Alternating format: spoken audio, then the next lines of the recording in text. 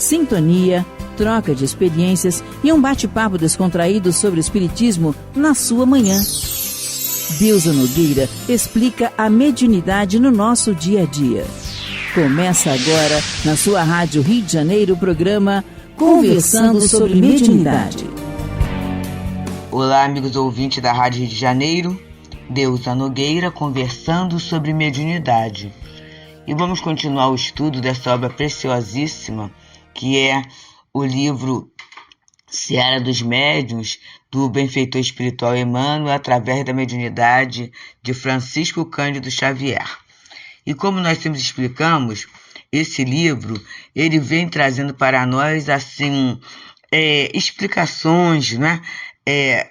Vamos dizer assim, contextualizações do livro dos médiuns na nossa prática mediúnica diária. Porque é muito interessante a gente começar a pensar, a refletir sobre essa nossa prática diária acerca da mediunidade. E hoje ele está analisando, sob o título de Obsessão e Cura, a questão 254, que é do capítulo 23, que fala da obsessão do livro dos médiuns, na parte 2ª. O 5º parágrafo, a 5ª questão, em que Kardec indaga assim: não se pode também combater a influência dos maus espíritos moralizando-os? E o espírito responde: sim, e é o que não se faz e o que não se deve deixar de fazer, pois muitas vezes esta é uma tarefa que vos é dada e que deveis cumprir caridosa e religiosamente. Através de sábios conselhos, pode-se induzi-los ao arrependimento e apressar-lhes o progresso. E aí ele vem numa subpergunta: como um homem pode ter esse respeito mais influência do que tem os próprios espíritos?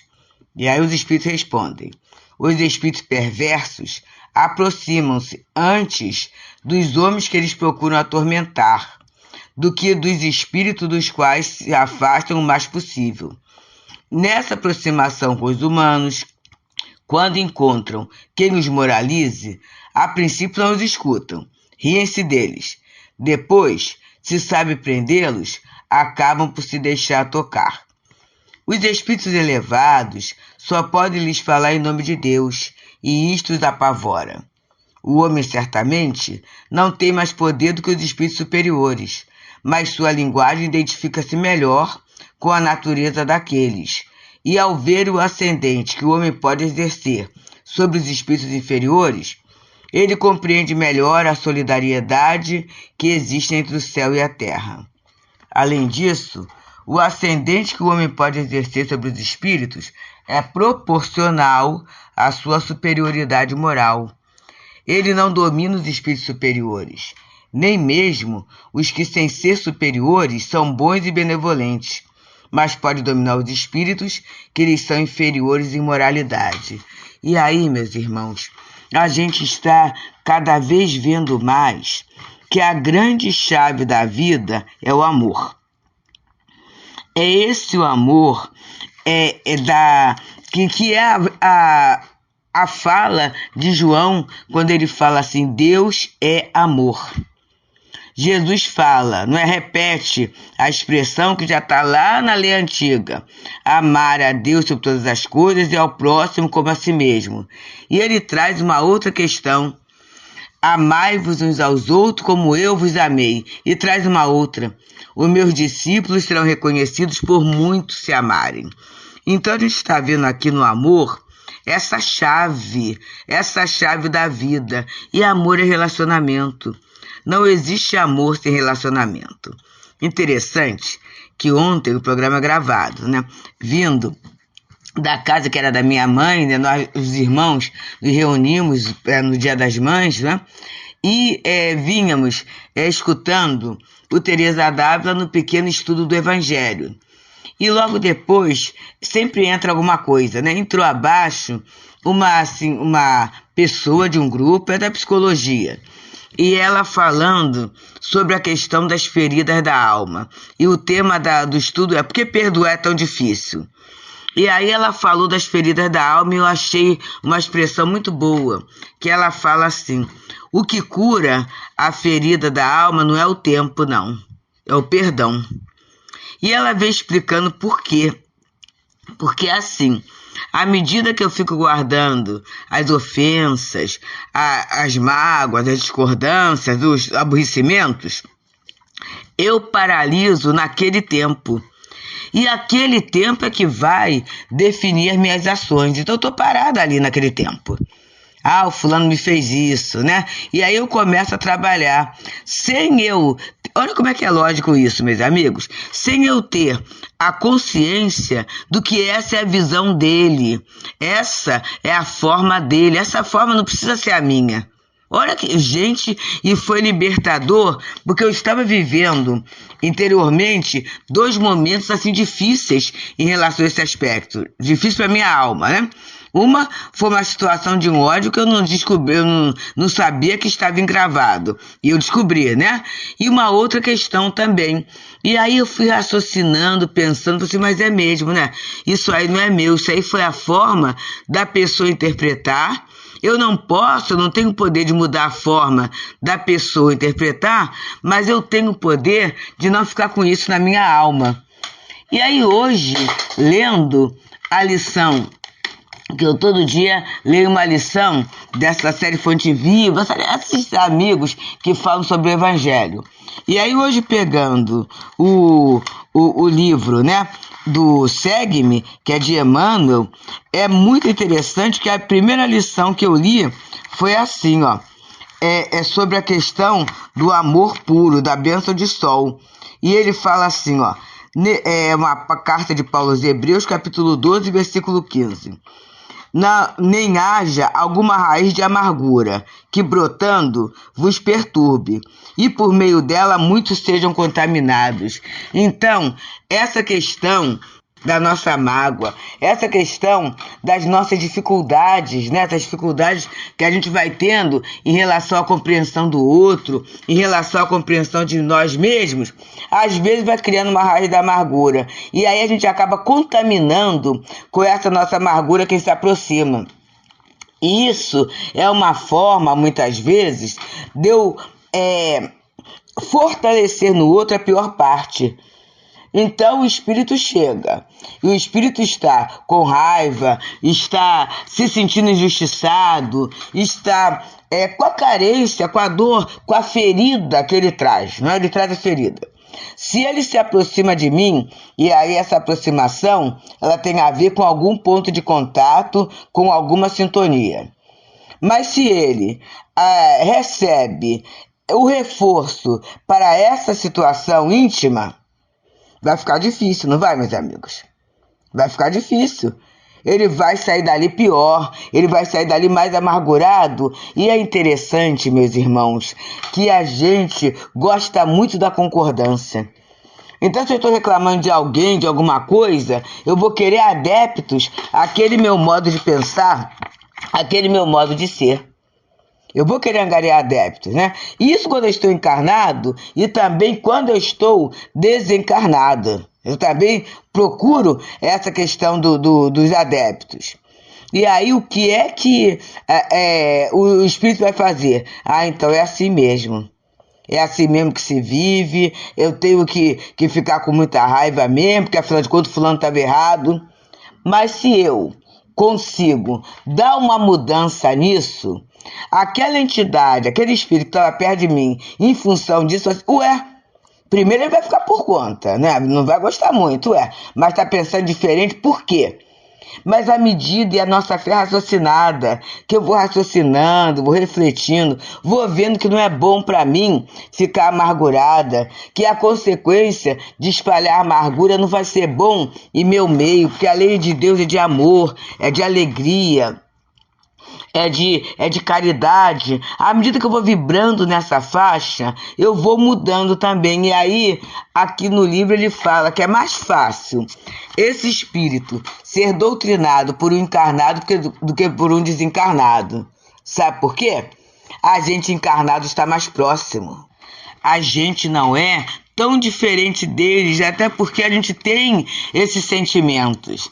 Já um espírito superior, é a nossa posição, muitas vezes, com certas falas. Ah, mas isso é porque é Bezerra, isso é porque é Teresa d'Ávila, isso é porque é Jesus, não é? A gente justifica para distanciarmos-nos e justificarmos o nosso comportamento, o nosso pensamento, que a gente sabe que não é bom, mas a gente muitas vezes amimalha.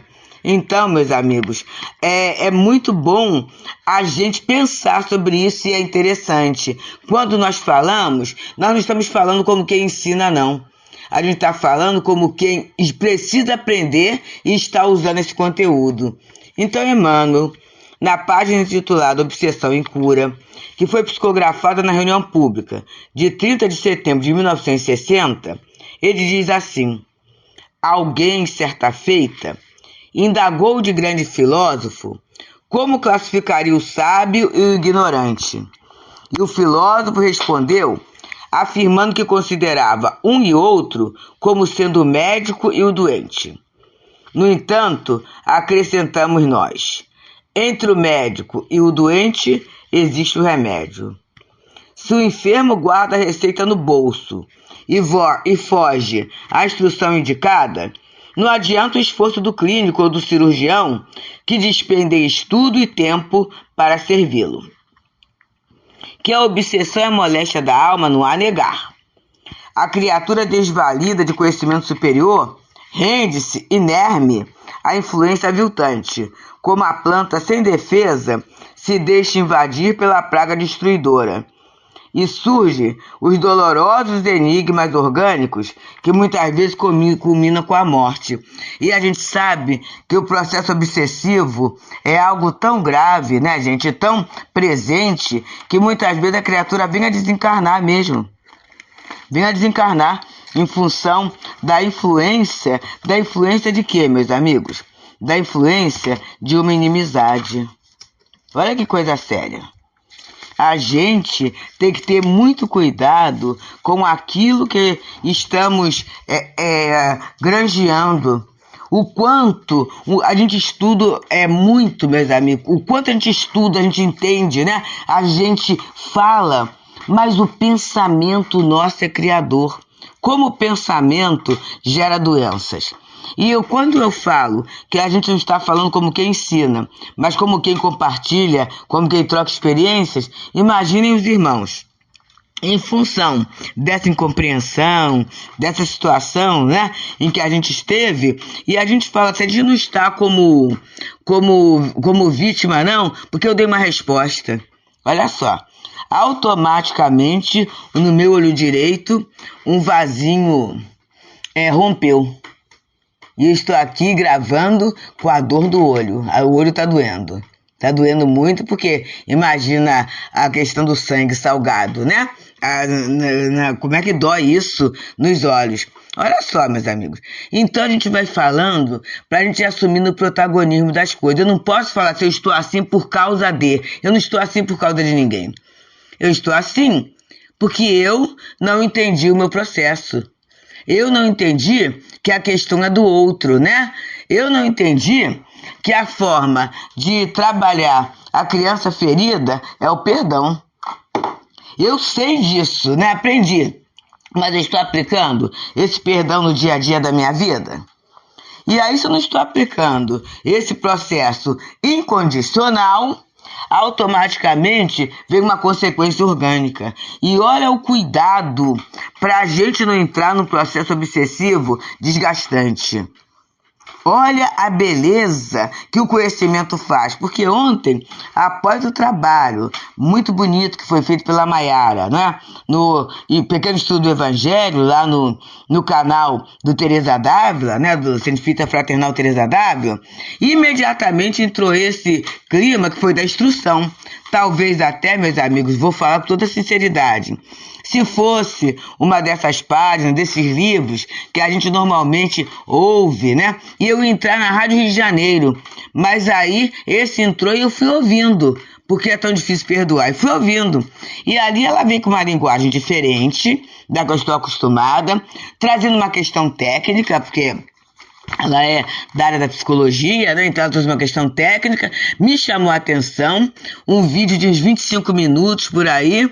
Quando eu saltei da condução e vim andando para casa, eu já estava com um pensamento renovado. Olha que bonito. E esse pensamento renovado, ele vai reverberando. E eu pensei mais e mais e mais e mais e mais. E esse pensar mais e mais, eu com toda certeza influenciei os desencarnados que estão à minha volta. Ou desencarnado ou desencarnados, né? É uma coisa que eu estou pensando e que me fez muito bem, me deu leveza, sabe?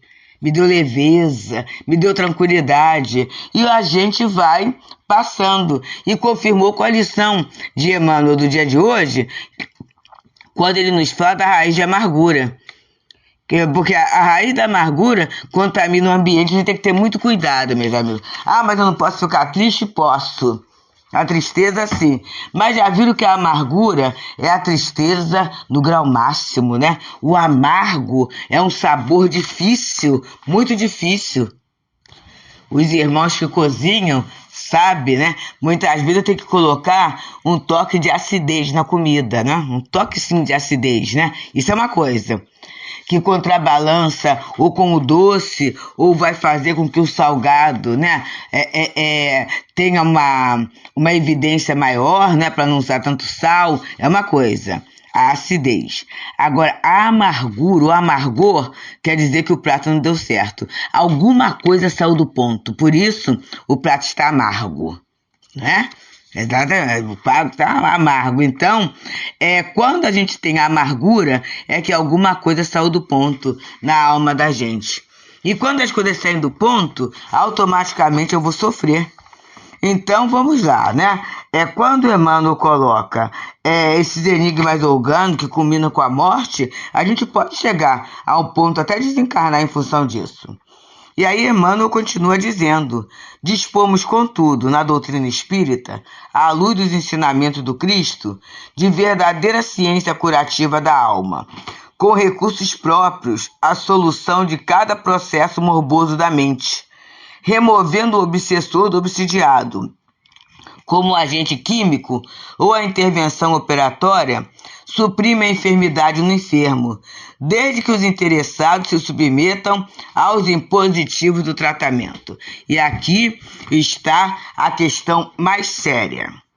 Porque aí eu posso colocar o meu nome na caixinha dos trabalhos espirituais. Vamos dizer que meu nome vá para a sala da desobsessão ou do atendimento espiritual, né? Mas se eu não quiser tomar o remédio, qual é o remédio, gente? A partir daí eu vou ter que ter prece, ter uma vigilância maior, né? Mudar o comportamento, né? Eu tenho que responder, nem sempre eu tenho que responder. Nem sempre eu tenho que achar que eu tenho controle daquela situação. E a partir da resposta, a partir da situação que acontece, né, na vida da gente, o que eu vou fazer? Eu vou ter o cuidado. Eu vou começar a vigiar. E esse cuidado, essa vigilância é o quê? É a reforma moral. Porque se a gente não trabalhar a reforma moral, gente, mas vai ficar bom, vai ficar perfeito de um momento para o outro, não. Mas eu vou ter esse processo. Eu preciso trabalhar esse processo no meu coração. Isso é o impositivo do tratamento. Então, ter muito mais cuidado, ter muito mais silêncio, buscar muito as boas leituras, as boas palavras, né? Eu vou ter que partir para esse movimento de busca, que é o impositivo para o tratamento moral, né? E aí é muito bonito quando a gente, no trabalho da desobsessão, que não é exorcismo, se procura oferecer ao outro algo bom também. Então o chamado obsessor, ele sai daquela posição do algoz, né, para ser uma assessoria. E se ele está me assessorando, é porque a gente tem pontos em contato. A gente tem pontos em comum. Então é necessário essa nossa submissão a esse tratamento que está chegando, né? E que chega sempre. E a Rádio de Janeiro, ela faz parte do tratamento. Ontem, embora não fosse diretamente pela rádio, mas foi procurando a rádio para ouvir no aplicativo, né? É que naturalmente eu entrei nesse estudo que com certeza foi o socorro espiritual ao meu coração, meus amigos. Porque hoje mesmo, na segunda-feira, eu tive que participar. Fui convidado a participar de um culto ecumênico no Hospital Público, aqui do Andaraí, aqui no Rio de Janeiro. À noite, eu vou ter o trabalho lá na Casa de Eurípides Barçanufo. Então, como é que você com o coração descontrolado, descompensado, com amargura, a gente vai falar, gente, através da palavra, o que eu vou passar para o outro? Amargura, entendimento, ou vou passar compreensão, alegria de viver, bom ânimo, né? O que eu vou passar? Eu tenho que parar e analisar um pouquinho, né? E aí, Emmanuel vai nesse último parágrafo dizendo pra gente assim: se conduzes o problema da obsessão com lucidez bastante para compreender as próprias necessidades, não desconheces que a renovação da companhia espiritual inferior a que te ajustas depende de tua própria renovação. Olha que interessante, gente. Olha que interessante. Se eu me ajusto à companhia inferior, a gente tem ponto de contato. Quando eu trabalho aquele ponto de contato, eu vou ajudar o espírito a renovar. E olha só, gente, o que é a chamada caridade? Na verdade, a caridade não é para o outro, a caridade é comigo mesmo. Não é isso? Eu não estou ajudando o outro, eu estou ajudando a mim mesma, porque eu vou ficar bem e ainda vou ter o mérito da gratidão desse espírito, né? Vou ganhar um amigo espiritual através da minha melhoria íntima. É fantástico, né? E aí o Emmanuel continua dizendo: ouvirás preleções nobres, situando-te os rumos. Recolherás daqui e dali conselhos justos e precisos. Encontrarás, em suma, nos princípios espíritas, apontamento certo e exata orientação. Meus queridos, quanta coisa boa a gente ouve. Aqui na nossa Rádio Rio de Janeiro, meus amigos, é uma delícia. É o tempo todo, né? A gente tem motivo de alegria, de aprendizado. E é interessante que o aprendizado não é no campo só da doutrina espírita, é utilidade para a gente. Então tudo isso é muito bom, né? Por isso que a gente hoje está estudando aqui, através desse espaço, no Conversando sobre a Mediunidade, esse livro Seara dos Médiuns, no capítulo Obsessão e Cura, que está falando justamente dessa questão de estabelecermos sintonias melhores, né? E estamos no programa 72. Então, Emmanuel coloca assim, que a gente vai encontrar tudo isso. Preleções, conselhos justos, precisos, tudo isso. Orientação. Mas ele diz: entretanto, como no caso da receita formulada por médico abnegado e culto em teu favor, a lição do Evangelho consola e esclarece, encoraja e honra aqueles que a recebem. Mas se não for usada, não adianta. Lembra do sábio, do filósofo que falou? Entre o sábio e o ignorante é a relação entre o doente e o médico. Mas aí Emmanuel coloca: entre o doente e o médium existe medicamento. Que a gente consiga, meus queridos, que nós consigamos usar o medicamento da doutrina espírita, que ele não fique na prateleira da nossa memória, nem na gaveta do nosso esquecimento, que ele possa pulsar como solução efetiva no nosso coração.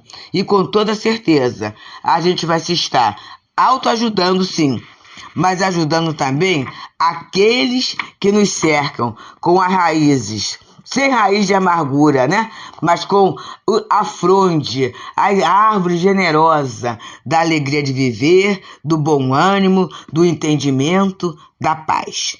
Muita paz, amigos. Deusa Nogueira explica a mediunidade no nosso dia a dia. Programa Conversando sobre Mediunidade.